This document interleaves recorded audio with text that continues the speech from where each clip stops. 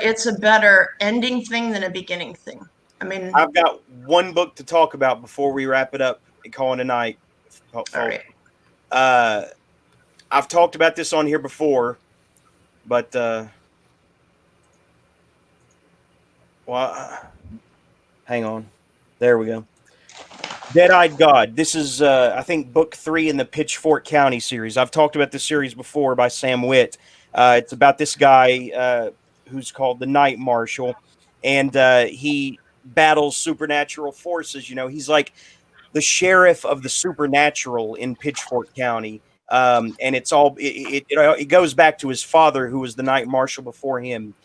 His entire family is connected. They're connected to the supernatural in one way or another. His son Al is lycanthrope, you know, werewolf type, who can sometimes control his, you know, hunger, and sometimes he can't.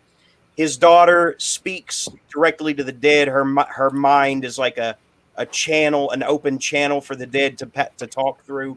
So she's a medium, and his wife is the bog witch. So, you know, whatever that is, you know, she draws power from the swamp or swamp spirits or some shit.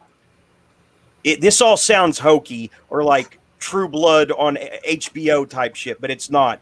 It's actually pulled off really well, and I'm really enjoying this series. This is the latest one. I'd love to get Sam Witt on here to talk about it more, because of some of the things that happen at the end of Dead-Eye God that kind of open up the world building and the lore of not night marshals in other areas of the country and world. You know, it's like there's not just one night marshal.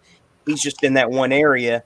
And what he's done throughout these books is he has managed to trap the energy from these people that these creatures that he battles in his mind, but it's constantly causing him distress. And you know, when he gets 2 of them in there, the Haunter in the Dark and the Long Man, and they're both rattling around in his brain, you know, trying to take over and gain the upper hand. It's like a 3-way death match that he can never turn off.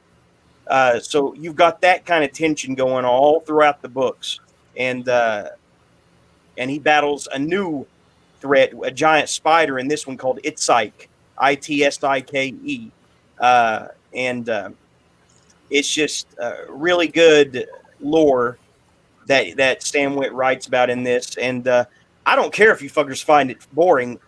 This series, Find your description boring. well, I'm doing the best I can without spoiling it, Sunshine.